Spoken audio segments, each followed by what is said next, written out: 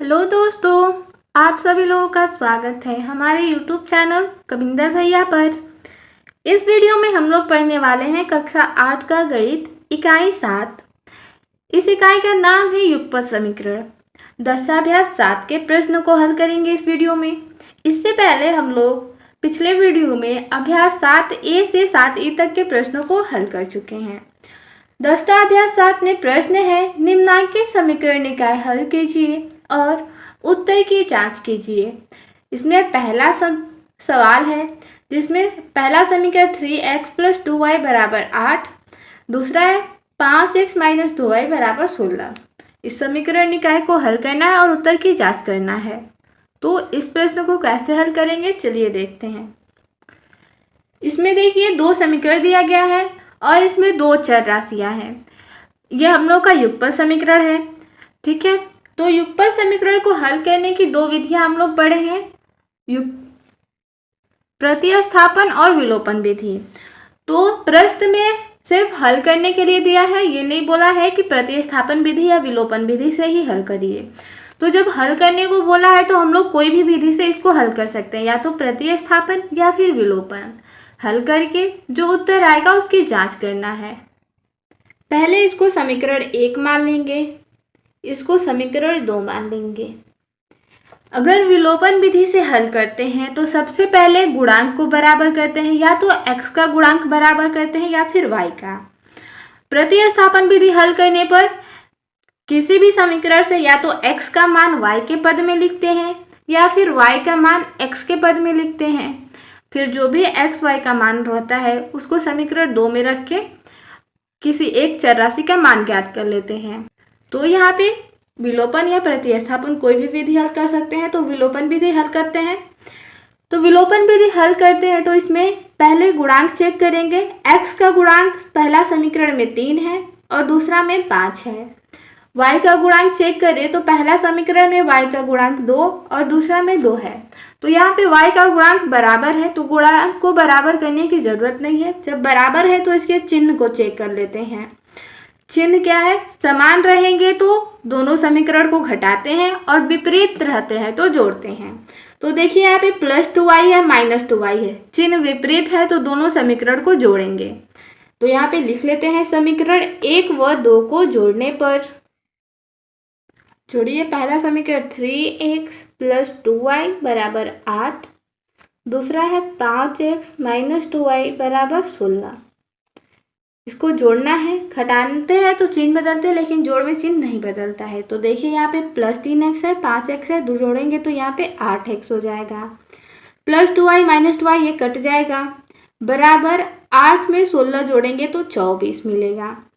x बराबर यहाँ पे 8x के साथ गुणा में है, पक्षांतर करने पर भाग में बदल जाता है। तो x का मान आ जाएगा 3। देखिए हम लोग को एक चर राशि का मान पता चल गया, दूसरी चर राशि y है, इसका भी मान पता कर लेंगे। x का मान किसी भी समीकरण में रख लीजिए। x का मान समीकरण 1 में रखते हैं, किसी भी समीकरण में रखने पर y का मान मिल जाएगा। या तो 1 में रखिए या फिर 2 में रखिए। समीकरण 1 में रखने पर समीकरण 1 है 3x + 2y = 8। 3x का मान रख लेंगे 3 + 2y = 8 कर लेंगे। 3 × 9 + 2y बराबर हो जाएगा 8। 2y बराबर चर को एक तरफ और अचर को एक तरफ करते हैं पक्षांतर करने पर। 8 यहाँ पे प्लस में, यहाँ पे 9 प्लस में है तो पक्षांतर करने पर -9 हो जाएगा। 2y बराबर बचेगा -1, क्योंकि प्लस और माइनस माइनस होता है, घटाएंगे तो घटेगा। जो बड़ी संख्या है ऋणात्मक है, इसलिए हम लोग का ऋणात्मक उत्तर आया। तो y बराबर मान निकाले तो -1 और y के साथ 2 गुणा में है तो पक्षांतर करने पर भाग में हो जाएगा। y का मान आया -1/2 और x का मान आया 3। हम लोग को मान ज्ञात करना था, साथ ही इसका उत्तर भी जांच करना था, ठीक है। प्रश्न में बोला है हल कीजिए और उत्तर की जांच कीजिए। तो इसके उत्तर का जांच कर लेते हैं। यहाँ पे उत्तर की जांच, ठीक है। यहाँ पे समीकरण में x और y का मान रखेंगे। अगर बराबर आ गया तो हम लोग का उत्तर सही है। तो समीकरण है पहला 3x + 2y बराबर 8। देखिए यहाँ पे x का मान हम लोगों को 3 मिला था, तो x के यहाँ 3 रखेंगे प्लस 2 गुणे y का मान हम लोग को -1/2 मिला है यहाँ पे, तो y का मान -1/2 रखेंगे बराबर 8। 3 का 3 में गुणा करेंगे 9 प्लस 2 एकम 2 कट जाएगा, यहाँ पे बचा -1 बराबर 8।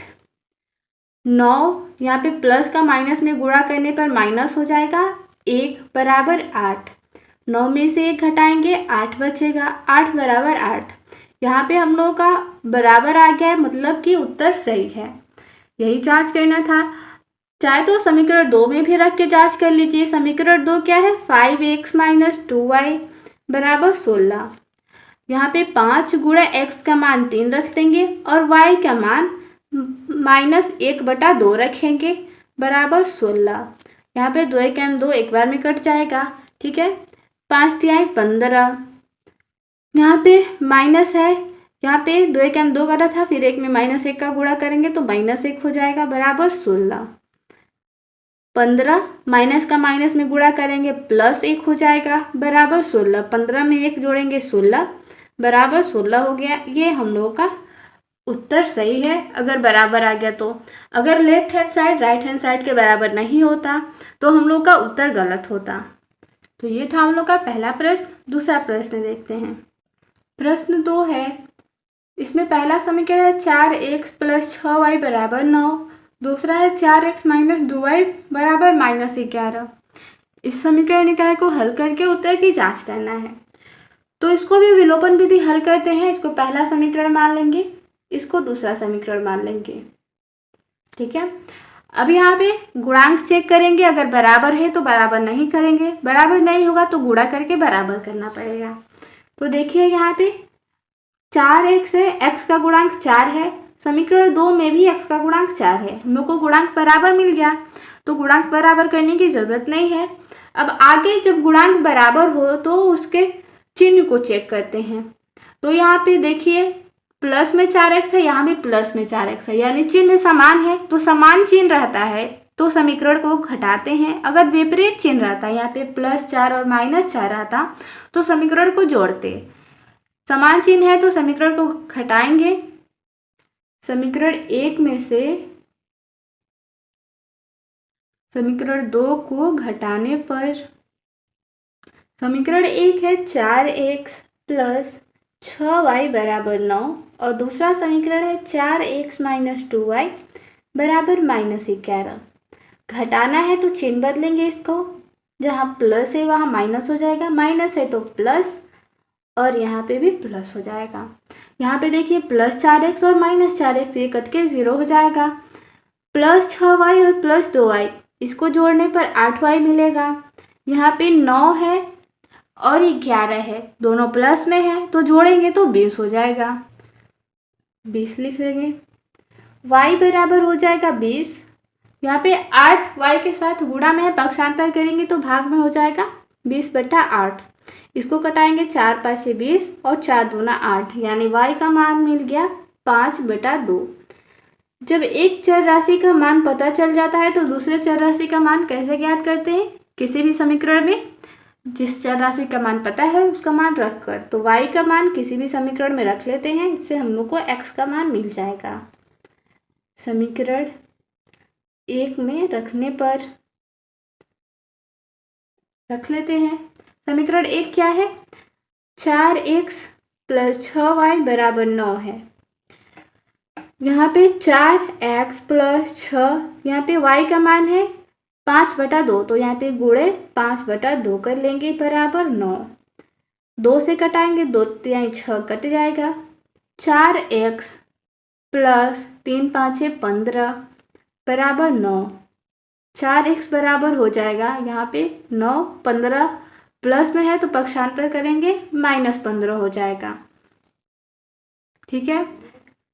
4x बराबर 9 में से 15 को घटाएंगे तो यहाँ पे देखिए 15 जो है ऋणात्मक संख्या है तो हम लोग को ऋणात्मक उत्तर मिला है, क्योंकि बड़ी संख्या से छोटी को घटाएंगे, बड़ी संख्या ऋणात्मक है इसलिए ऋणात्मक होगा -6। x बराबर हो जाएगा -6 और 4 x के साथ गुणा में है तो भाग में हो जाएगा यानी बटा में 4, तो 6 2 दूना 4 यानी x का मान मिल गया -3 बटा में 2 और y का मान 5 बटा में 2। अब हम लोग का उत्तर आ गया, उत्तर की जांच भी करना है। चलिए उत्तर की जांच कर लेते हैं। उत्तर की जांच करने के लिए हम लोग किसी भी समीकरण में x और y का मान रखेंगे। तो समीकरण 1 लेते हैं, 4x + 6y = 9 है, जिसमें हम लोग को x का मान मिला है -3 बटा 2 और y का मान मिला है 5 बटा 2। तो यहाँ पे रख लेंगे मान बराबर 9 है। तो इन दोनों को हल करने पर 9 आना चाहिए। अगर 9 नहीं आएगा तो हम लोग का उत्तर गलत होगा। देखिए यहाँ पे 2 से कटाएंगे, 2 दूना 4 कट जाएगा, फिर 2 से कटाएंगे, 2 3 6, 2 का गुणा -3 में करने पर -6 मिलेगा, प्लस 3 का 5 में गुणा करेंगे 15 बराबर 9, 15 में से 6 को घटाएंगे 9 बचेगा यानी 9 बराबर 9 left hand side right hand side के बराबर हो गया, यानी हम लोग का उत्तर सही है।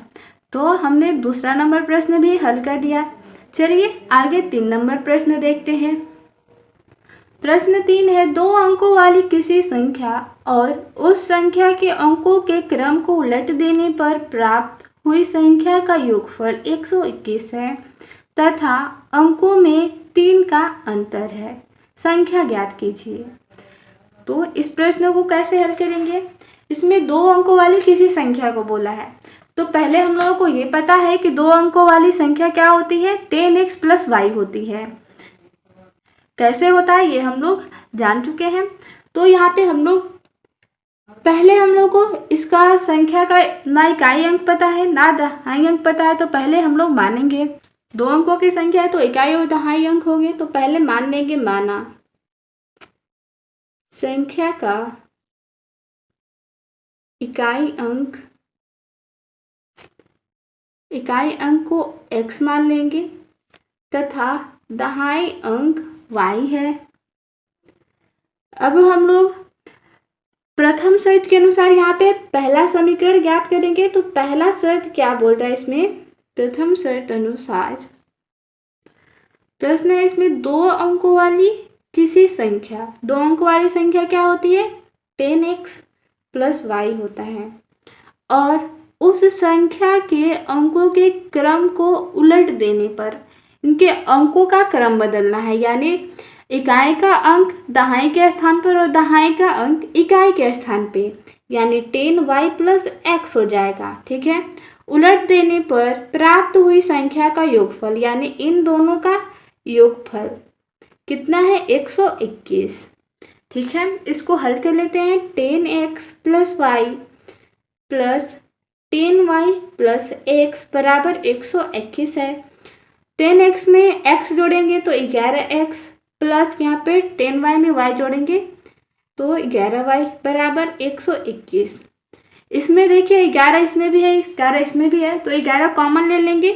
तो 11 को कॉमन लेने पर यहाँ पे बचेगा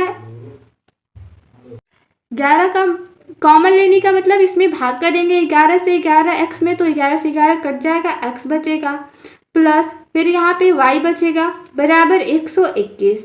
अब 11 को उधर पक्षांतर करने पर 121 बटा 11 हो जाएगा, x + y = 121 बटा में 11 कटेगा तो 11 कम 11, 11 कम 11 यानी x + y = 11 हम लोग को पहला समीकरण मिल गया। आगे इसमें है तथा अंकों में 3 का अंतर है। जो अंक है x और y उनमें 3 का अंतर है, तो x - y = 3 कर देंगे। ये हम लोग का दूसरा समीकरण हो गया। अब हम लोग को 2 समीकरण मिल गया, तो इसको या तो प्रतिस्थापन विधि हल कर सकते हैं या फिर विलोपन विधि हल कर सकते हैं। तो इसको हम लोग हल करें तो देखिए, अगर विलोपन विधि हल करें तो x का गुणांक 1 है, इसमें भी x का गुणांक 1 है, y का भी गुणांक 1 है और इसमें भी y का गुणांक 1 है। तो जब गुणांक बराबर है तो इसका चिन्ह चेक कर लेते हैं। तो देखिए यहाँ पे y का गुणांक जो है ये प्लस में है, +y और यहाँ पे -y है। तो अगर हम लोग x को पहले करना चाहे तो इसका चिन्ह समान होगा तो घटाएंगे। अगर y का हम लोग घटाना चाहे तो हम लोग क्या करेंगे, दोनों समीकरण को जोड़ देंगे, क्योंकि y का देखिए यहाँ पे विपरीत चिन्ह है, प्लस और माइनस है। तो जब विपरीत चिन्ह रहता है तो दोनों समीकरण को जोड़ते हैं और समान चिन्ह रहता है तो घटाते हैं। तो लिख लेते हैं समीकरण 1 व 2 को जोड़ने पर। समीकरण 1 है x प्लस वाई बराबर 11। समीकरण 2 है x माइनस वाई बराबर 3। समीकरण को जोड़ना है, अगर घटाना होता तो चिन्ह बदलते। तो यहाँ पे देखिए x और x प्लस में है तो 2x हो जाएगा, x यहाँ पे प्लस वाई और माइनस वाई कटेगा तो 0 हो जाएगा, बराबर 11 में 3 जोड़ेंगे 14, x बराबर हो जाएगा 14। 2 x के साथ गुणा में है तो भाग में हो जाएगा पक्षांतर करने पर, यानी x का मान 7 मिल गया। अब y का मान पता कर लेते हैं। तो x का मान किसी भी समीकरण में रखने पर हम लोग को y का मान पता चल जाएगा। तो x का मान समीकरण 1 में रख लेते हैं। समीकरण 1 में रखने पर समीकरण 1 है x प्लस वाई बराबर 11। x का मान है 7 प्लस वाई बराबर 11 कर लेंगे।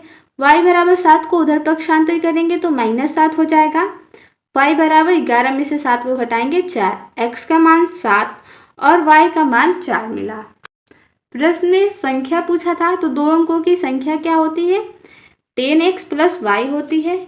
10x प्लस वाई, जहाँ हम लोग को x और y का मान पता है। x का मान आया है 7 और y का मान आया है 4। इसको हम लोग हल करें तो 7 का 10 में गुणा करेंगे, 70 में 4 जोड़ेंगे तो 74। वो संख्या 74 या 47 भी हो सकता है, क्योंकि यहाँ पे बोला है अंकों में 3 का अंतर है, तो इकाई अंक भी बड़ा हो सकता है या तो दहाई अंक बड़ा हो सकता है।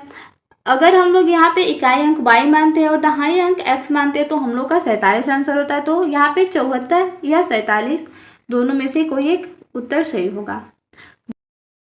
4 नंबर प्रश्न है, 2 अंकों वाली किसी संख्या के अंकों का योगफल 9 है। यदि दी हुई संख्या के अंकों के क्रम को उलट देने पर प्राप्त संख्या मूल संख्या से 27 अधिक है तो मूल संख्या ज्ञात कीजिए। इस प्रश्न को कैसे हल करेंगे, तो देखिए यहाँ पे 2 अंकों की कोई संख्या है। 2 अंकों की किसी भी संख्या में इकाई और दहाई के अंक दोनों होते हैं। तो हम लोग को इकाई और दहाई का अंक नहीं पता है, तो पहले हम लोग इस प्रश्न में मानेंगे कि माना संख्या का इकाई अंक, आप लोग चाहे तो पहले दहाई भी मान सकते हैं, इकाई भी मान सकते हैं, x और y में से कुछ भी। तो मैं मानती हूँ पहले, माना संख्या का दहाई या फिर इकाई अंक अपने अनुसार मान सकते हैं। दहाई अंक x तथा इकाई अंक y है। इकाई अंक को y और दहाई अंक को x मान लेते हैं।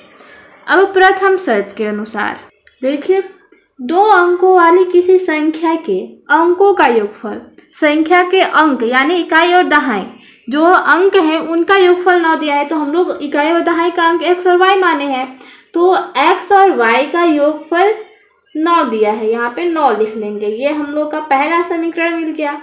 अब द्वितीय शर्त से यानी दूसरा शर्त पढ़ेंगे, उसमें उसके अनुसार दूसरा समीकरण प्राप्त करेंगे, जिससे हम लोगों को युगपत समीकरण प्राप्त होगा। और युगपत समीकरण को हम चाहे तो प्रतिस्थापन या फिर विलोपन विधि से हल करके x और y जो राशि है उनका मान पता कर लेते हैं। तो द्वितीय शर्त है, दी हुई संख्या, 2 अंकों की संख्या क्या होती है, 10x प्लस वाई होती है। 10x प्लस वाई ये कैसे होती है ये हम लोग जान चुके हैं। जैसे कि मान लीजिए कोई संख्या है 31 है, तो 31 को हम लोग इकाई इसको बोलते हैं, इसको दहाई बोलते हैं, यानी इसको 30 प्लस 1 लिख सकते हैं। दहाई यानी 3 में 10 का गुणा हुआ है, यहाँ पर 1 में 1 का गुणा हुआ है। तो देखिए यहाँ पे 10 के साथ किसी संख्या का गुणा करते हैं तो वो दहाई अंक बनता है, तो इसलिए यहाँ पे दहाई के अंक को x माने हैं, तो 10x प्लस वाई ये हो गया 2 अंकों की संख्या। अब आगे बढ़ते हैं, दी हुई संख्या, क्या संख्या है, 10x प्लस वाई के अंकों के क्रम को उलट देने पर, अंकों के क्रम उलटना है, अंक क्या है x और y, तो क्या करना है कि दहाई के स्थान पर इकाई का अंक और इकाई के स्थान पर दहाई का अंक लिखना है। कैसे? तो यहाँ पे 10 और जो इकाई के स्थान पे है उसको दहाई के स्थान पर, और जो दहाई के स्थान पे उसको इकाई के स्थान पर लिख देते हैं। ठीक है, अब आगे पढ़िए। उलट देने पर प्राप्त संख्या, जो संख्या प्राप्त हुई है वो मूल संख्या से 27 अधिक है। यानी किससे अधिक है? तो जो मूल संख्या है यानी ये वाली संख्या से 27 अधिक है ना, तो इसमें हम लोग 27 जोड़ देंगे। ठीक है, अब बराबर हो जाएगा 10y + x। जिससे अधिक है उसमें जोड़ेंगे। अगर इधर करते तो किससे अधिक है? इस संख्या से, ये वाली अधिक है, तो ये 27 अधिक है, तो इसको भी इसमें 27 जोड़कर अधिक कर लेते, दोनों बराबर हो गया। ठीक है, अब आगे हल करेंगे 10x + y। अब 10y को पक्षांतर करेंगे -10y और -x हो जाएगा, बराबर 27 को पक्षांतर करने पर प्लस में 27 है तो -27 हो जाएगा। आगे हल करते हैं। देखिए 10x है, यहाँ पर x है, इसको घटाएंगे तो 9x मिलेगा, और +y -10y है, तो माइनस वाली संख्या यानी ऋणात्मक संख्या बड़ी है, तो यहाँ पे घटाने पर ऋणात्मक संख्या ही प्राप्त होगी। -9y बराबर -27। अब देखिए x का भी गुणांक 9 और y का भी गुणांक 9, तो इसमें हम लोग कॉमन ले सकते हैं। 9 कॉमन ले लेंगे तो x - y बचेगा। कैसे? तो 9 से 9x में भाग करेंगे तो 9 का 9 कट जाएगा, x बचेगा, केवल यहाँ पे y बचेगा, बराबर -27 है। अब देखिए यहाँ पे 9 को पक्षांतर कर देते हैं, x - y बराबर -27, और ये गुणा में है चर राशि के साथ, तो बदलेंगे, इधर पक्षांतर करने पर भाग में हो जाएगा यानी -3 हो जाएगा। x - y बराबर -3, ये हम लोग को दूसरा समीकरण मिल गया। अब देखिए 2 समीकरण मिल गया यानी युगपत समीकरण मिल गया। तो इन समीकरण को हम लोग युगपत जो समीकरण है ये दोनों, इसको हम लोग प्रतिस्थापन या विलोपन विधि हल कर सकते हैं। तो देखिए विलोपन विधि हल करें तो x का गुणांक 1 है, y का भी गुणांक 1 है, इसमें भी x का गुणांक 1 और y का गुणांक 1, तो दोनों समीकरण को या तो जोड़ लीजिए या फिर घटा लीजिए। ठीक है, तो समीकरण 1 व 2 को जोड़ने पर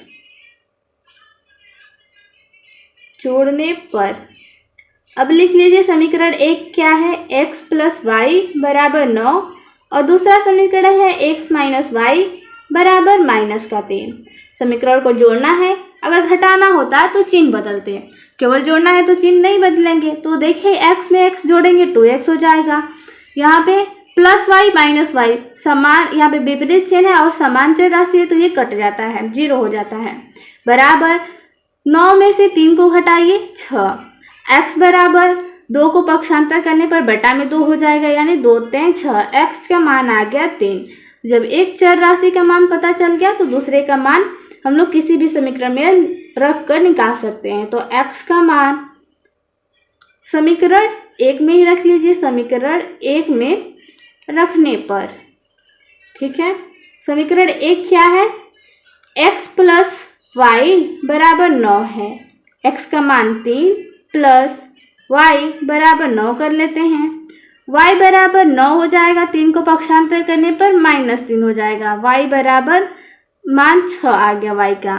अब प्रश्न में क्या पूछा, मूल संख्या ज्ञात कीजिए। तो मूल संख्या हम लोग की क्या होती है, मूल संख्या 10x + y होती है, 10x + y।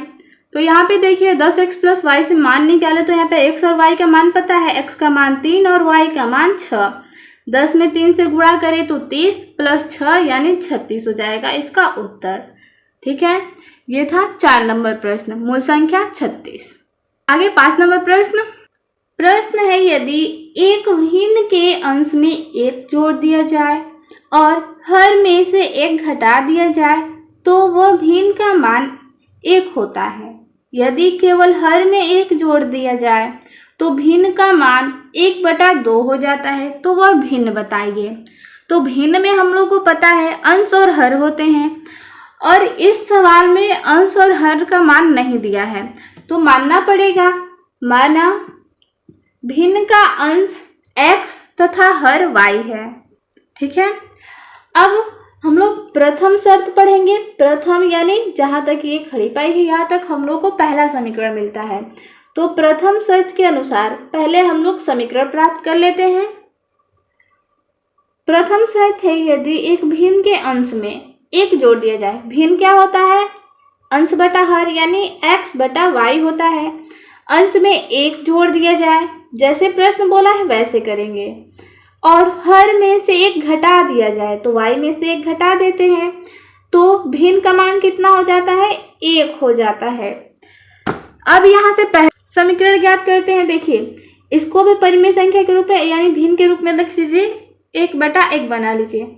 अब हम लोग तिर्यक गुणा करते हैं, तो 1 का x प्लस 1 में गुणा करेंगे तो 1 का x में गुणा करने पर x ही मिलेगा, यानी हम लोग 1 का किसी भी संख्या में गुणा करते हैं तो वही संख्या प्राप्त होती है। x y को पक्षांतर करेंगे तो -y बराबर -1 बचा है, और इस +1 को इधर पक्षांतर करने पर -1 हो जाएगा। x माइनस वाई बराबर -1 और -1, माइनस माइनस प्लस होता है, लेकिन ऋणात्मक संख्याएं जुड़ रही हैं तो ऋणात्मक ही संख्या प्राप्त होगी। यह पहला समीकरण बन गया। द्वितीय शर्त पढ़ते हैं। द्वितीय शर्त अनुसार देखिए, द्वितीय शर्त है यदि केवल हर में एक जोड़ दिया जाए। भिन्न क्या है? अंश बटा हर। इस प्रश्न में बोला है केवल हर में एक जोड़ दिया जाए। हर में एक जोड़ लेते हैं, अंश में कुछ नहीं बोला है तो वैसे ही छोड़ देंगे। तो भिन्न का मान कितना हो जाता है? 1/2 हो जाता है। भिन्न का मान ज्ञात कीजिए। तो देखिए, तिर्यक गुणा करेंगे, 2 का x में गुणा करने पर 2x मिलेगा बराबर y प्लस 1। ठीक है, आगे हल कर लेते हैं। 2x y को पक्षांतर करेंगे -y बराबर 1। ये हम लोग को दूसरा समीकरण मिल गया। देखिए, 2 समीकरण मिल गया। अब हम लोग युगपत समीकरण प्राप्त कर लिए तो इसको या तो प्रतिस्थापन या फिर विलोपन विधि से हल कर लेते हैं। तो विलोपन विधि से अगर हल करें तो गुणांक चेक करते। देखिए, यहाँ पे x का गुणांक 1 और यहाँ पे x का गुणांक 2 है, y का गुणांक 1 है और समीकरण 2 में भी y का गुणांक 1 है। तो जब गुणांक बराबर मिल गया तो बराबर करने की जरूरत नहीं है। तो चलिए, यहाँ पे गुणांक बराबर हो गया तो चिन्ह चेक कर लेते हैं। तो देखिए, यहाँ पे y का चिन्ह माइनस है, यहाँ भी माइनस है। तो जब समान चिन्ह होता है, माइनस माइनस हो या प्लस प्लस हो, जब समान होता है तो घटाते हैं और जब विपरीत चिन्ह होता है तो जोड़ते हैं। तो यहाँ पे y के गुणांक का समान चिन्ह है, तो यहाँ पे समीकरण को घटाएंगे। समीकरण 1 में से समीकरण 2 को घटाने पर समीकरण 1 है x माइनस वाई बराबर -2। समीकरण 2 है 2x माइनस वाई बराबर 1। अब इसको घटाना है तो चिन्ह बदलते हैं, जहाँ माइनस है वहाँ प्लस, जहाँ प्लस है वहाँ माइनस करते हैं। ठीक है, अब देखिए, यहाँ पे x है -2x है। इसको हल करेंगे तो क्या मिलेगा? प्लस है और माइनस है, घटाएंगे ही, प्लस और माइनस माइनस ही होता है, लेकिन बड़ी संख्या ऋणात्मक है इसलिए हमको ऋणात्मक संख्या प्राप्त होगी यानी -x। एवं यहाँ पे 1 है ना, 1x, ये में से 2x घटाएंगे तो 1x बचेगा। 1x को केवल x लिखते हैं, माइनस के साथ होगा। ये देखिए, समान चर राशि है, विपरीत चिन्ह के साथ ये कट जाएगा, 0 हो जाएगा बराबर -2 और -1, माइनस माइनस प्लस होता है यानी ये संख्याएं जुड़ेगी, लेकिन ऋणात्मक संख्याएं जुड़ती है तो ऋणात्मक संख्या प्राप्त होती है, -3 हो जाएगा। माइनस से माइनस कट जाएगा, दोनों तरफ माइनस है, तो x का मान 3 आ गया। तो x का मान किसी भी समीकरण में रखकर y का मान पता कर लेते हैं। x का मान समीकरण 1 में रखने पर समीकरण 1 क्या है? x माइनस वाई बराबर -2। x का मान 3 माइनस वाई कर लेंगे बराबर -2 है। 3 को उधर पक्षांतर कर लेंगे, -y बराबर -2 बचा है और 3 को पक्षांतर करेंगे तो प्लस में है तो माइनस हो जाएगा -3। माइनस वाई बराबर -3 और -2, माइनस माइनस प्लस होगा, दोनों ऋणात्मक संख्या जुड़ेगी लेकिन ऋणात्मक संख्या प्राप्त होगा -5।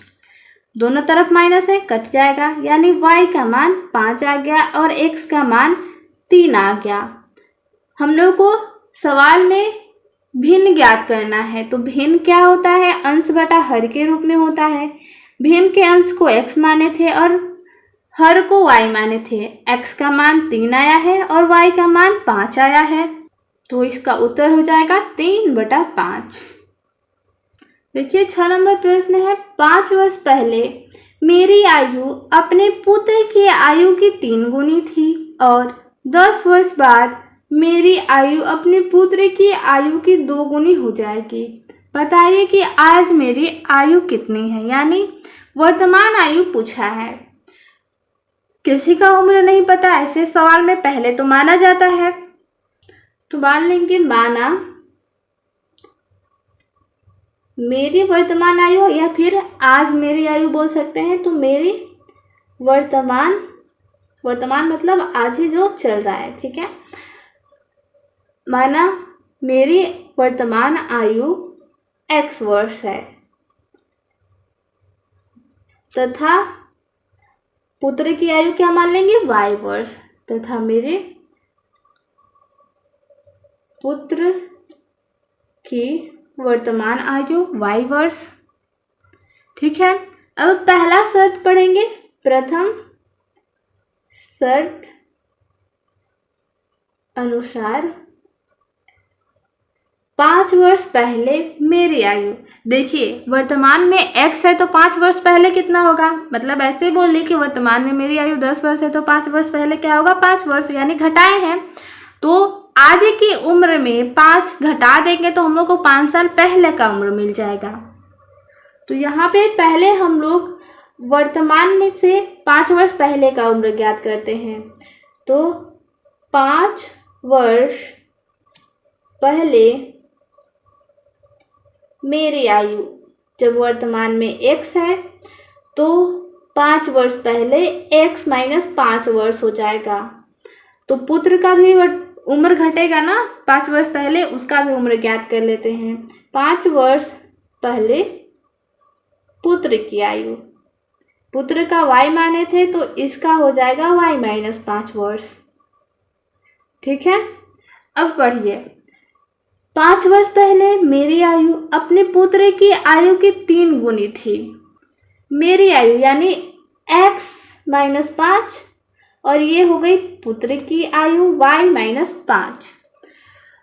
क्या बोला है, मेरी आयु अपने पुत्र की आयु की, किसकी आयु की 3 गुनी थी, तो पुत्र की आयु की, तो इसका 3 गुना कर लेंगे, ठीक है, बीच में बराबर। अब देखिए x माइनस 5 बराबर y माइनस 5 में 3 का गुणा कर लेते हैं, तो 3 का y में करेंगे 3y माइनस 3 5 15 हो जाएगा। x 3y को पक्षांतर करेंगे माइनस 3y बराबर माइनस 15, 5 को पक्षांतर करेंगे तो प्लस 5 हो जाएगा। x माइनस 3y बराबर, यहाँ पे देखिए माइनस 15 है प्लस 10 है, प्लस और माइनस माइनस होता है, घटेगा, तो 15 में से 5 घटाएंगे 10 बचेगा। देखिए ऋणात्मक चिन्ह बढ़िए तो ऋणात्मक उत्तर होगा। ये पहला समीकरण हो गया। दूसरा समीकरण यानी द्वितीय शर्त अनुसार देखिए 10 वर्ष बाद मेरी आयु अपने पुत्र की आयु की 2 गुनी हो जाएगी। यानी वर्तमान में x है तो 10 साल बाद कितना होगा, यानी वर्तमान में अगर 10 है तो 10 साल बाद हम लोग उम्र निकाले तो 10 10 20 हो जाता है। ऐसे ही वर्तमान की आयु में अगर हम लोग 10 जोड़ दें तो 10 वर्ष बाद का उम्र पता चलेगा। तो वर्तमान में x है तो 10 वर्ष बाद कितना हो जाएगा, x प्लस 10। तो लिख लेते हैं 10 वर्ष बाद मेरी आयु तथा पुत्र की आयु, ठीक है, इतना हो गया। 10 वर्ष बाद दोनों का आयु हम लोग निकाल लिए। अब प्रश्न में बोला है कि 10 वर्ष बाद मेरी आयु पुत्र की आयु की 2 गुनी हो जाएगी। मेरी आयु पुत्र की आयु की 2 गुनी, यानी देखिए यहाँ पे मेरी आयु यानी x प्लस 10 और पुत्र की आयु यानी y प्लस 10। मेरी आयु पुत्र की आयु की 2 गुनी हो जाएगी ना, तो पुत्र की आयु में 2 का गुणा करेंगे, 2 गुणा कर देंगे पुत्र की आयु को, ठीक है। ये जो मेरी आयु है 2 गुना है पहले से, इसको 2 गुना कर देंगे, पुत्र की आयु का 2 गुना है तो इसमें 2 का गुणा। देखिए अब आगे हल कर लेते हैं। x प्लस 10 बराबर 2 का गुणा करेंगे तो 2 का y में करेंगे 2y प्लस 2 का 10 में करेंगे तो 20 हो जाएगा। आगे हल कर लेते हैं। x वाई, यहाँ पे 2y को पक्षांतर कर देंगे तो -2y बराबर, ये 20 बचा है, 10 को पक्षांतर करेंगे तो -10 हो जाएगा। x - 2y बराबर 10, 20 में से 10 घटाइए 10 बचेगा। ये हो गया दूसरा समीकरण। हम लोग को दो समीकरण मिला है, ये पहला समीकरण और दूसरा समीकरण। हम लोग अब इस समीकरण को चाहे तो प्रतिस्थापन या विलोपन विधि हल कर सकते हैं। यहाँ पे विलोपन विधि आसान होगा, देखिए, क्योंकि गुणांक x का बराबर है। चिन्ह देखिए, x का चिन्ह यहाँ पे प्लस है, यहाँ पे प्लस है, यानी समान चिन्ह है, तो क्या करेंगे, समीकरण को घटा लेंगे। चलिए यहाँ पे आगे हल कर लेते हैं। समीकरण 1 में से समीकरण 2 को घटाने पर देखिए, यहाँ पे पहला समीकरण क्या है, x - 3y बराबर -10, ये पहला समीकरण। दूसरा समीकरण क्या है, यहाँ पे देख लीजिए, x - 2y बराबर 10 है, तो यहाँ पे लिख लेंगे x - 2y बराबर 10। ये हो गया दूसरा समीकरण। घटाना है तो चिन्ह बदलेंगे, प्लस है तो माइनस हो जाएगा, यहाँ पे माइनस है तो प्लस हो जाएगा, यहाँ भी माइनस हो जाएगा। देखिए यहाँ पे समान है चर राशि, इसका चिन्ह विपरीत है तो कट जाएगा, +x से -x, यहाँ पे कटेगा तो 0 बचेगा। -3y है और +2y है, तो इसको घटाने पर देखिए माइनस और प्लस माइनस होता है, घटेगा, लेकिन ऋणात्मक संख्या जो है बड़ी है तो ऋणात्मक ही उत्तर प्राप्त होगा, यानी -y। 3 में से 2 को घटाएंगे 1 बचेगा, ऋणात्मक संख्या बड़ी है इसलिए ऋणात्मक, 1y को हम लोग केवल y लिखते हैं। आगे देखिए, -10 है, फिर -10 है, माइनस और माइनस प्लस होता है, दोनों ऋणात्मक संख्याएं जुड़ेगी तो ऋणात्मक संख्या ही प्राप्त होगी। दोनों तरफ माइनस है, कट जाएगा, y का मान आ गया 20। x का भी मान अगर ज्ञात करना चाहे तो देखिए यहाँ पे y का मान किसी भी समीकरण में रख लेते हैं। समीकरण 1 में रखने पर समीकरण 1 क्या है, x - 3y बराबर -10। x - 3 और y का मान है 20, तो गुणे 20 कर लेंगे, बराबर -10।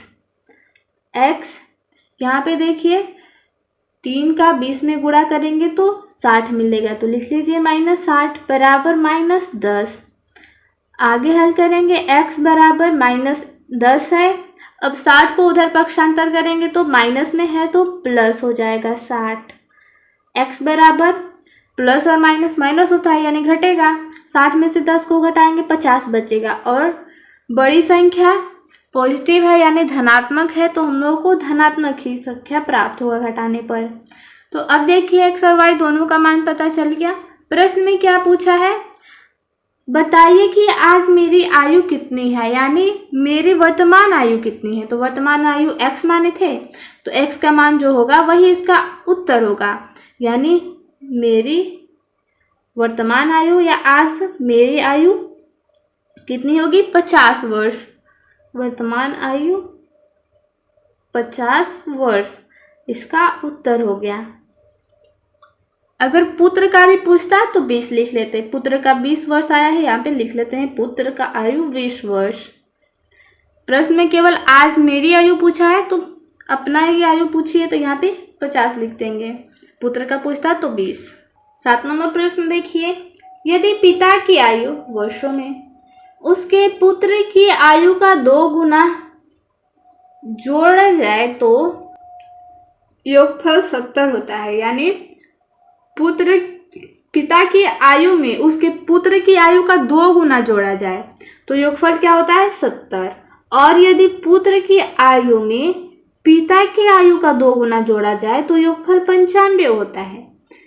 पिता और पुत्र की आयु ज्ञात कीजिए। तो पहले तो मान लेते हैं, माना पिता की वर्तमान आयु पूछा है यानी वर्तमान आयु ही, तो पिता की वर्तमान आयु x मान लेंगे और पुत्र का y मान लेंगे। ठीक है, मान लिया। प्रथम शर्त अनुसार देखिए, प्रथम शर्त क्या बोल रहा है, यदि पिता की आयु वर्षों में ही होती है तो आयु में पिता की आयु क्या माने हैं, x। तो पिता की आयु में पुत्र की आयु का 2 गुना, पुत्र का आयु कितना है y, y का 2 गुना कितना हो जाएगा 2y, y में 2 का गुणा करेंगे तो 2y मिलेगा ना। तो पिता की आयु में उसके पुत्र की आयु का 2 गुना जोड़ा जाए, यानी इन दोनों को जोड़ा जाए तो योगफल 70 होता है, 70 होता है। ये पहला समीकरण हो गया। द्वितीय शर्त पढ़ते हैं। द्वितीय शर्त के अनुसार आगे पढ़िए, बोला है और यदि पुत्र की आयु में, पुत्र की आयु y, पुत्र की आयु में पिता की आयु का 2 गुना जोड़ा जाए, पिता की आयु x है, x का 2 गुना 2x हो जाएगा। इन दोनों को जोड़ा जाए तो क्या प्राप्त होता है, योगफल 95 प्राप्त होता है। ये हो गया दूसरा समीकरण, ठीक है। अगर हम लोग चाहे तो इसमें x वाले को पहले भी लिख सकते हैं, यानी 2x प्लस y बराबर 95 कर सकते हैं। यहाँ पे हम लोग को समीकरण को हल करने में आसानी होगी। अब यहाँ पे दोनों समीकरण में गुणांक चेक कर लेते हैं। देखिए यहाँ पे x का गुणांक 1 है, यहाँ पे x का गुणांक 2 है। पहला समीकरण में y का गुणांक 2, इसमें y का गुणांक 1। तो या तो x का गुणांक बराबर कर लीजिए या फिर y का गुणांक बराबर कर लीजिए। तो चलिए हम y का गुणांक बराबर करते हैं। तो y का गुणांक बराबर करने के लिए समीकरण 1 में, यहाँ पे y का गुणांक क्या है समीकरण 2 में 1, तो यहाँ पे समीकरण 1 में 1 से गुणा करेंगे और समीकरण 2 में समीकरण 1 के y के गुणांक से यानी 2 से। चलिए लिख लेते हैं, समीकरण 1 में 1 से तथा समीकरण 2 में 2 से गुणा करने पर तो देखिए समीकरण 1 में 1 से गुणा करेंगे तो हम लोग को पता है किसी भी संख्या में 1 से गुणा करते हैं तो वही संख्या प्राप्त होता है, यानी x प्लस 2y बराबर 70 ही मिलेगा। 1 से गुणा करेंगे तो 2 से गुणा करना है समीकरण 2 में, तो 2 से अगर 2x में गुणा करें तो 2 दूना 4x मिलेगा, प्लस 2 से y में गुणा करें तो 2y मिलेगा, बराबर 95 में 2 से गुणा कर लीजिए तो 2 5 10 हासिल 1, 9 दूना 18, 1 19 हो जाएगा। ठीक है, अब ये हम लोग को तीसरा समीकरण मिल गया और ये चौथा समीकरण। अब क्या करेंगे, जब y का गुणांक बराबर किए हैं तो चेक कर लेते हैं कि इसका चिन्ह समान है या विपरीत। तो देखिए यहाँ पे प्लस 2y है, प्लस 2y है, समान चिन्ह है। तो जब समान चिन्ह होता है तो समीकरण को घटाते हैं। समीकरण 1 में से 2 को समीकरण 3 में से 4 को घटा लीजिए। समीकरण 3 में से 4 को घटाने पर समीकरण 3 क्या है, x प्लस 2y बराबर 70 है। और चौथा समीकरण है 4x प्लस 2y बराबर 190। घटाना है, चिन्ह बदल लीजिए, प्लस है तो माइनस होगा।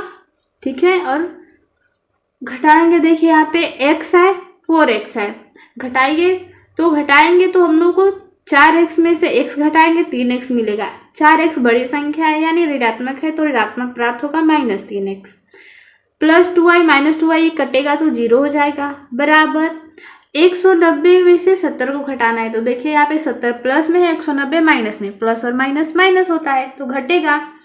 तो 190 में से 170 को घटाएंगे, 120 मिलेगा। 190 बड़ी संख्या है, 70 छोटी संख्या है, तो बड़ी संख्या का चिन्ह क्या है, माइनस। तो हम लोग को ये माइनस में संख्या प्राप्त होगी, दोनों तरफ माइनस है तो कट जाएगा। x बराबर 3 को पक्षांतर करने पर हो जाएगा 120 बटा में 3।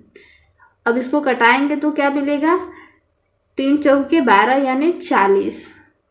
x का मान 40 आ गया। y का मान पता कर लेते हैं। x का मान समीकरण किसी में भी रख लेते हैं, पहले में ही समीकरण 1 में रखने पर समीकरण 1 है x प्लस 2y बराबर 70। x का मान आया है 40 प्लस 2y करेंगे बराबर 70। 2y बराबर 70 है और 40 को पक्षांतर करने पर प्लस में है तो -40 हो जाएगा। 2y बराबर 30 बच जाएगा। y बराबर 30 और 2 y के साथ गुणा में है, पक्षांतर करने पर भाग में हो जाएगा 30 बटा 2 ये हो गया y का मान 15। प्रश्न में पूछा है कि पिता और पुत्र की आयु बताइए।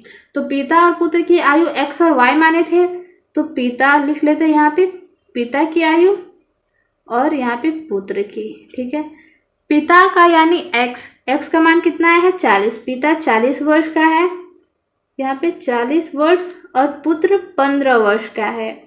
ये हम लोग का उत्तर हो जाएगा।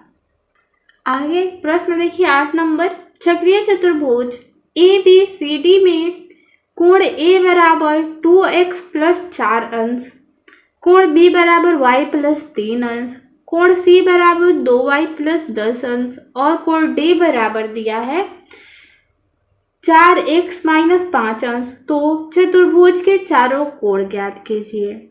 तो पहले चक्रीय चतुर्भुज में हम लोग को ये पता होना चाहिए कि चक्रीय चतुर्भुज के कोणों के समूह, जो समूह कोण होते हैं चक्रीय चतुर्भुज में, उनका कोण संपूरक होता है। यानी जैसे यहाँ पे देखिए ये चक्रीय चतुर्भुज है, चक्रीय चतुर्भुज है तो इसके समूह कोण, जैसे यहाँ पे कोण A है तो यहाँ पे मान रख लेते हैं नाम BCD।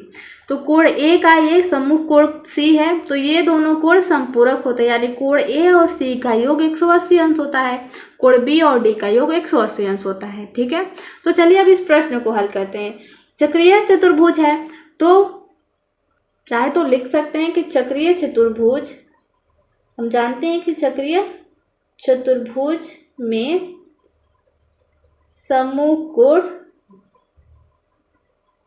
संपूरक होते हैं। समूह कोण संपूरक का मतलब होता है कि जब दो कोणों का योग 180 अंश होता है तो वो संपूरक होता है। यानी समूह कोण, कोण A का समूह कोण C है, कोण B का समूह कोण D है। तो इस तरह से क्या हो जाएगा, कोण A और C का योग 180 अंश हो जाएगा। यानी कोण, यहाँ पे कोण चतुर्भुज ABCD में कोण A प्लस कोण C बराबर 180 अंश होगा। कोण A का मान दिया है 2x प्लस 4 अंश, कोण C का मान दिया है 2y प्लस 10 अंश बराबर 180 कर लेंगे। आगे हल करेंगे 2x प्लस 2y, यहाँ पे 10 और 4 जोड़ेंगे तो 14 हो जाएगा बराबर 180। 2x प्लस 2y बराबर 14 को पक्षांतर करेंगे तो 180 माइनस 14 हो जाएगा।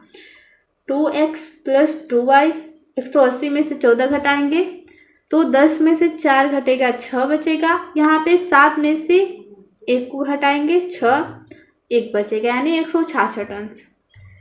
देखिए यहाँ पे 2 कॉमन है, ले लेंगे 2 कॉमन, तो यहाँ पे 2 से 2x में भाग करेंगे, x से x कट जाएगा, 2 से 2 कट जाएगा, x बचेगा और यहाँ पे y बचेगा बराबर 166। x प्लस वाई 2 को पक्षांतर कर लीजिए, 166 बटा में 2 हो जाएगा, 2 से घटाएंगे 166 को तो x प्लस वाई बराबर बचेगा 2 8 16, 2 3 36 राशि अंश। ये हो जाएगा पहला समीकरण। ठीक है, जब A और C का योग 180 तो B और D का भी, B और D भी समूह कोण है तो B और D का भी योग 180 अंश होगा। ठीक है, अब कोण B का मान दिया है y प्लस 3 अंश और कोण D का मान दिया है 4x माइनस 5 अंश बराबर 180 कर लेंगे।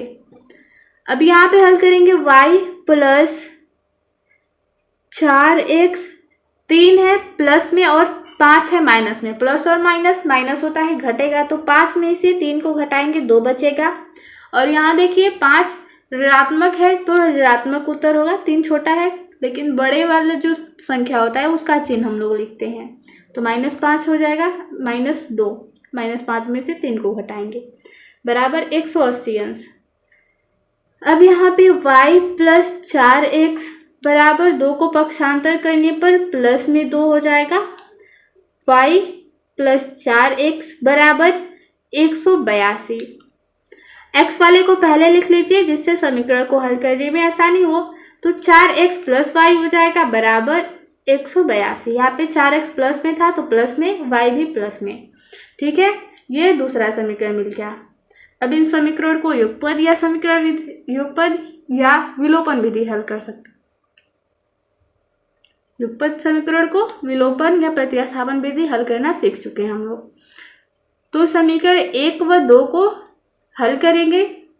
गुणांक चेक करें, यहाँ पे x का गुणांक 1 है और इस समीकरण में 4 है। y का गुणांक 1 है और 1 है, तो y का गुणांक बराबर है। चिन्ह चेक कर लेते हैं, समान रहेगा तो घटेगा, विपरीत रहेगा तो जुड़ेगा। तो प्लस y है, प्लस y समान चिन्ह है तो समीकरण को घटाएंगे। समीकरण 1 में से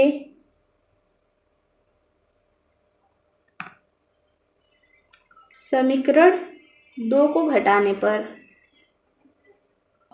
तो यहाँ पे पहला समीकरण है x प्लस वाई बराबर 83 और दूसरा समीकरण है 4x प्लस वाई बराबर 182। चिन्ह बदलेंगे, माइनस हो जाएगा, प्लस है तो यहाँ पे x है, x में से 4x को हटाएंगे, माइनस 3x बचेगा, प्लस वाई माइनस वाई कटेगा तो 0 बचेगा बराबर 182 में से 83 घटाएंगे। 182 बड़ी संख्या है, ऋणात्मक संख्या, तो ऋणात्मक उत्तर होगा। 182 में से 83 को घटाएंगे तो 12 में से 3 घटाएंगे 9 और 17 में से 8 को घटाएंगे 9 यानी 99। यहाँ पे माइनस से माइनस कट जाएगा, x बराबर हो जाएगा 99, x बराबर 99 और 3 x के साथ गुणा में है तो 99 बटा में 3 हो जाएगा। तो इसका उत्तर 33 यानी x का मान 33 आया। अब y का भी मान पता कर लेते हैं। यहाँ पे x का मान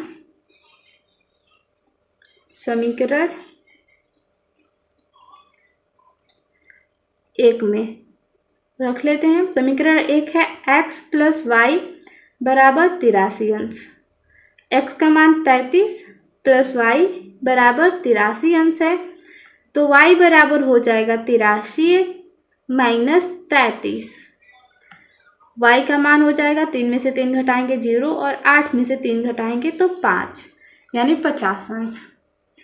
प्रश्न में पूछा है कि चतुर्भुज के चारों कोण ज्ञात कीजिए, यानी कोण A, B, C, D ज्ञात करना है। यहाँ पे लिख लेते हैं, कोण A बराबर, कोण B बराबर, कोण C और कोण D बराबर। कोण A बराबर दिया था 2x प्लस 4, 2x, x यानी 33 लिख लेते हैं x का मान, प्लस 4। B का मान दिया है y प्लस 3, y का मान है 50 प्लस 3 कर लेंगे। C का मान 2y प्लस 10 दिया है तो 2 गुणे y का मान 50 प्लस 10 कर लेंगे। ठीक है, जो जो मान दिया है वही रखेंगे यहाँ पे। और D का मान दिया है 4x माइनस 5, तो 4 गुणे x का मान है 33 और माइनस 5 कर लेंगे। अब इसको हल कर लेंगे, जो मान आएगा वो उत्तर हो जाएगा। देखिए 33 में 2 का गुणा करेंगे 66, 66 में 4 जोड़ेंगे तो 70 अंश, 50 में 3 जोड़ेंगे तो 53 हो जाएगा। 2 में 50 से गुणा करेंगे 100, 100 में 10 जोड़ेंगे तो 110। यहाँ पे 4 में 33 से गुणा करेंगे 132, फिर 132 में से 5 को घटाएंगे 127 मिल जाएगा, 127। तो देखिए कोण A का मान 70, B का 53, C का 110 और कोण D का मान 127 अंश। ये उत्तर आ गया।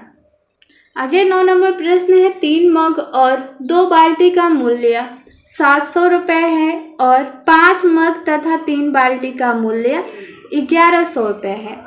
1 मग और 1 बाल्टी का मूल्य अलग अलग ज्ञात कीजिए। पहले हम लोग को 1 मग और 1 बाल्टी का मूल्य अगर पता होता तो हम लोग 3 मग का निकाल सकते थे। अगर 1 मग का पता हो तो कितना का भी मूल्य निकाल सकते हैं। तो नहीं पता है तो पहले मान लेंगे कि माना 1 मग का मूल्य x तथा 1 बाल्टी का मूल्य y रुपये है। लिख लेते हैं। माना 1 मग का मूल्य x रुपये तथा 1 बाल्टी का मूल्य y रुपये है। ठीक है, अब प्रथम शर्त से हम लोग पढ़ते हैं यहाँ पे 3 मग और 2 बाल्टी का मूल्य। अगर 1 मग का मूल्य x रुपये है तो 3 मग का 3x हो जाएगा, तो 3x और 2 बाल्टी, 1 बाल्टी का मूल्य y तो 2 बाल्टी का 2 गुणे y यानी 2y, तो दोनों का मूल्य मिलाकर 700 रुपये है, यानी 2x plus 3x plus 2y बराबर 700 के पहला समीकरण मिल गया। आगे द्वितीय शर्त पढ़ते हैं। द्वितीय शर्त अनुसार, द्वितीय शर्त यहाँ पे देखिए 5 मग तथा 3 बाल्टी का मूल्य। 5 मग का मूल्य यानी 1 का x तो 5 का 5x, 1 बाल्टी का मूल्य y तो 3 बाल्टी का 3y हो जाएगा। दोनों को मिलाकर 1100 है, यानी 5x प्लस 3y बराबर 1100 हो जाएगा। ये हम लोग का दूसरा समीकरण। ठीक है, तो यहाँ पे 5 गुणे x यानी 5x और यहाँ पे 3y बराबर 1100, समीकरण 2 हो गया। तो इन दोनों समीकरण को हल करेंगे। पहले x का या y का गुणांक बराबर करेंगे। देखिए समीकरण 1 में x का गुणांक 3 और यहाँ पे समीकरण 2 में 5 है, y का गुणांक 2 और 3 है, तो पहले गुणांक बराबर नहीं है तो बराबर करेंगे। तो y के गुणांक को बराबर करते हैं, तो समीकरण 1 में y का गुणांक समीकरण 2 में कितना है 3, तो 3 से गुणा करेंगे और इसमें 2 से। चलिए लिख लेते हैं, समीकरण 1 में 3 से तथा समीकरण 2 में 2 से गुणा करने पर, समीकरण 1 में 3 से गुणा करेंगे तो 3 का 3 में करेंगे तो 9x हो जाएगा, प्लस 3 का 2y में करेंगे 6y बराबर 700 में 3 का गुणा करने पर 7 या 21 यानी 2100 हो जाएगा। 2 से गुणा कर लेते हैं, ये हम लोग का समीकरण 3 मिल जाएगा। 2 से गुणा करेंगे तो 5 दूना 10x प्लस 3 दूना 6y बराबर यहाँ पे 11 दूना 22 होता है, यानी 1100 में करेंगे तो 2200। समीकरण 4, y का गुणांक बराबर हो गया, चिन्ह दोनों का समान है। देखिए प्लस प्लस है यानी समान चिन्ह है, तो समीकरण का जब समान चिन्ह होता है तो घटाते हैं। समीकरण 3 में से समीकरण 4 को घटा देंगे। समीकरण 3 है 9x प्लस 6y बराबर 2100। समीकरण 4 है 10x प्लस 6y बराबर 2200। ठीक है, अब समीकरण को घटाना है तो चिन्ह बदलते हैं, प्लस है तो माइनस, माइनस है तो प्लस। देखिए चिन्ह बदलेंगे तो यहाँ पे माइनस माइनस और माइनस हो जाएगा। यहाँ पे 9x है माइनस 10x, इसको घटाएंगे तो माइनस x मिलेगा। ये प्लस और माइनस कटेगा तो 0 बचेगा, बराबर 2200 में से 2100 को घटाएंगे तो माइनस 200, यहाँ पे 100 मिलेगा। 2 में से 1 घटाएंगे 1, माइनस से माइनस कट जाएगा, यानी x का मान 100 आ गया। तो जब x का मान 100 आ गया तो y का मान किसी भी समीकरण में रखकर निकाल सकते हैं। समीकरण 1 है 3x प्लस 2y बराबर 700। x का मान रख लेंगे तो 3 गुणे 100 हो जाएगा, प्लस 2y बराबर 700। 3 का 100 में गुणा करेंगे 300 मिल जाएगा, प्लस 2y बराबर 700। 2y बराबर 300 को पक्षांतर करने पर 700 माइनस 300 हो जाएगा, यानी 400 बचेगा। y बराबर मान निकालेंगे तो y के साथ 2 गुणा में है तो पक्षांतर करने पर भाग में हो जाएगा, यानी y का मान 200 आ गया। प्रश्न में पूछा था 1 मग और 1 बाल्टी का मूल्य ज्ञात कीजिए, तो हमने माना था 1 मग का मूल्य x रुपये, यानी x का मान कितना आ गया 100, तो 1 मग का मूल्य 100 हो जाएगा और 1 बाल्टी का 200। 1 मग का मूल्य था 1 बाल्टी का मूल्य 200 रुपये। ये हो गया आंसर। 10 नंबर प्रश्न है, इस समय a की आयु b की आयु से 2 गुनी है। 8 वर्ष बाद उनकी आयु 7 संबंधी 4 के अनुपात में हो जाएगी। इस समय प्रत्येक की आयु कितनी है? तो वर्तमान आयु पूछा है a और b का।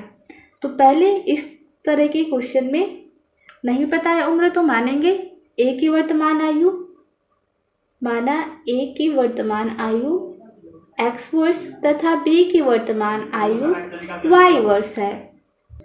प्रथम शर्त है ए की आयु बी की आयु से दोगुनी, ए की आयु x और b की आयु y है। किसकी आयु दोगुनी है? ए की। किससे? b से। b से दोगुनी है यानी b में 2 का गुणा कर देंगे, x बराबर 2y। यहाँ पे पहला समीकरण हो जाएगा। द्वितीय शर्त है 8 वर्ष बाद उनकी आयु, मतलब वर्तमान में x है तो 8 वर्ष बाद पहले कितना होगा ये ज्ञात कर लेते हैं। तो आज x है तो 8 साल बाद x प्लस 8 हो जाएगा और b की आयु y प्लस 8 वर्ष हो जाएगी। अब प्रश्न है 8 वर्ष बाद उनकी आयु 7 संबंधित 4 के अनुपात में हो जाएगी, यानी x बटा में 8, इन दोनों का अनुपात ज्ञात कर लेंगे तो y बटा में 8 हो जाएगा। x प्लस 8 बटा में y प्लस 8 अनुपात है 7 बटा 4 का। तिरक गुणा करेंगे, 4 का गुणा करने पर 4x प्लस 8 चौके 32 बराबर 7 से गुणा करेंगे तो 7y प्लस 56। 4x 7y को पक्षांतर करने पर माइनस 7y मिलेगा बराबर 56। 32 को पक्षांतर कर लीजिए तो माइनस 32। आगे 4x माइनस 7y, 56 में से 32 को घटाएंगे तो 24 मिलेगा। ये पहला समीकरण यहाँ पे मिला था, तो दूसरा समीकरण ये हो जाएगा। देखिए पहला समीकरण में x का मान y के पद में लिखा जा चुका है, तो हम लोग इसको प्रतिस्थापन विधि से हल कर लेते हैं। समीकरण 1 से x का मान समीकरण 2 में रख लेते हैं। क्या समीकरण 1 से x का मान समीकरण 2 में रखेंगे। समीकरण 2 है 4x माइनस 7y है बराबर 24।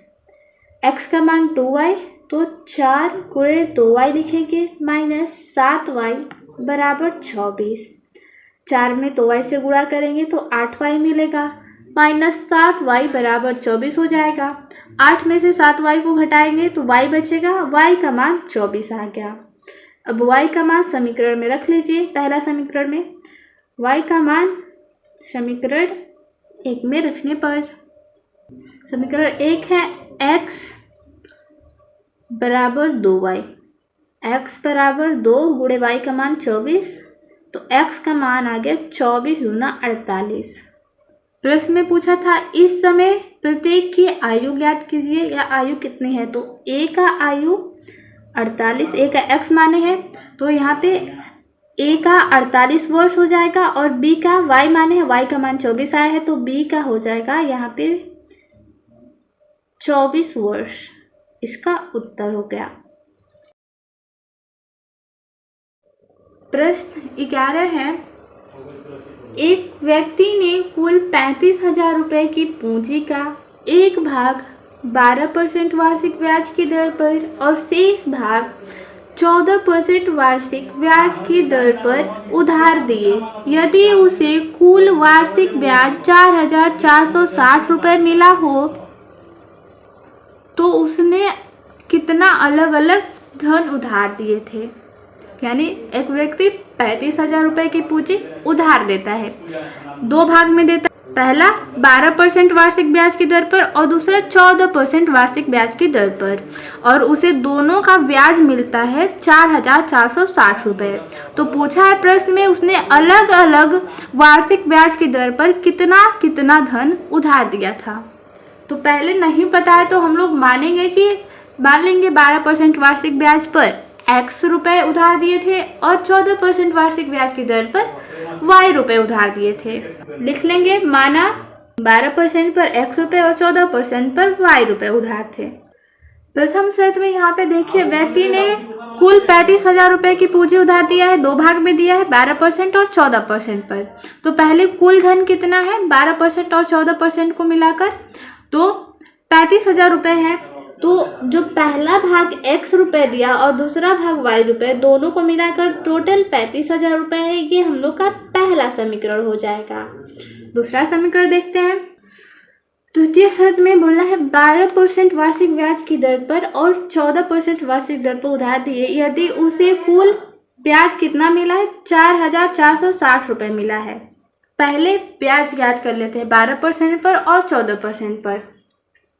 वार्षिक ब्याज है यानी इसमें समय दिया है 1 वर्ष मान लेते हैं, मान के चलते 1 वर्ष। साधारण ब्याज अगर निकाले तो साधारण ब्याज बराबर होता है सुधार ब्याज बराबर मूलधन गुणे दर गुणे समय घटा में 100 होता है। मूलधन यानी हम लोग का जो धन उधार दिया गया है वो x रुपए है और दर 12%, समय 1 वर्ष माने हैं, बटा में 100 कर लेंगे। अब 14% पर निकाल ले तो 14% पर y गुणे 14 गुणे 1 बटा में 100, ये दोनों का ब्याज निकल गया। दोनों का मिलाकर कितना ब्याज हुआ है? 4460 रुपये।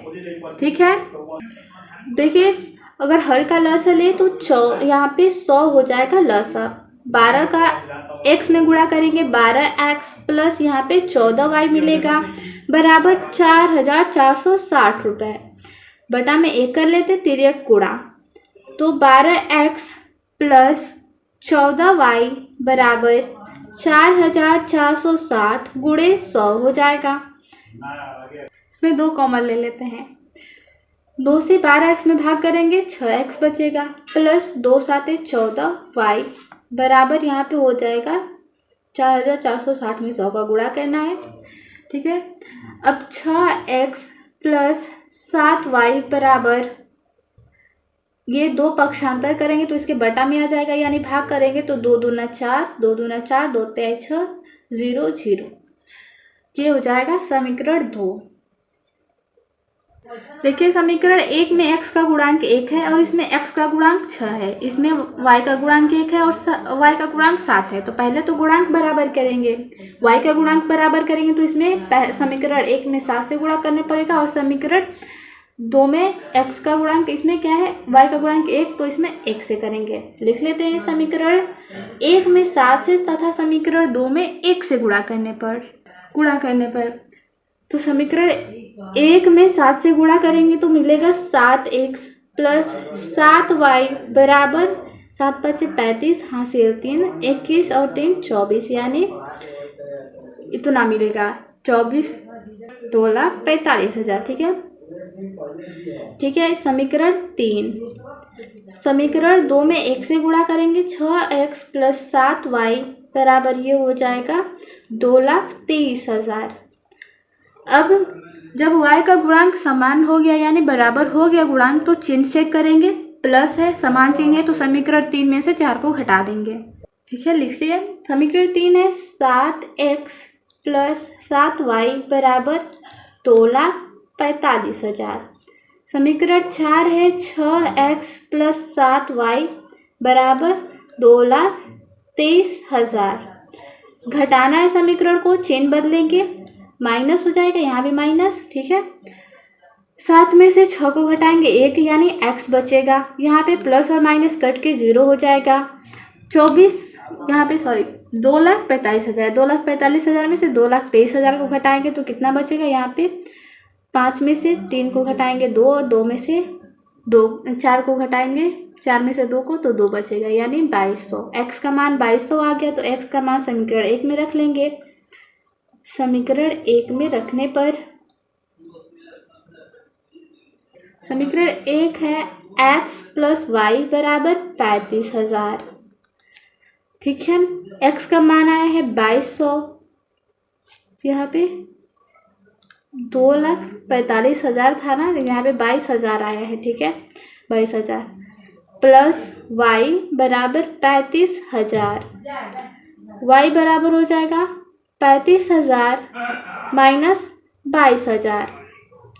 y का मान घटा देंगे तो 0 में से 0 घटाएंगे 0, यहाँ पे हो जाएगा। 5 में से 2 को घटाएंगे 3 और यहाँ पे 3 में से 2 को घटाएंगे 1, यानी x का मान 22,000 और y का मान 13,000 रुपये आया। तो 12% दर पर, यानी 12% वार्षिक दर पर 22,000 रुपये उधार दिए गए थे और 14% वार्षिक ब्याज की दर पर 13,000 रुपये उधार दिए गए थे। ठीक है, तो ये आखिरी प्रश्न था इकाई 7 का। तो मिलते हैं अगले वीडियो में अगले इकाई के साथ। धन्यवाद।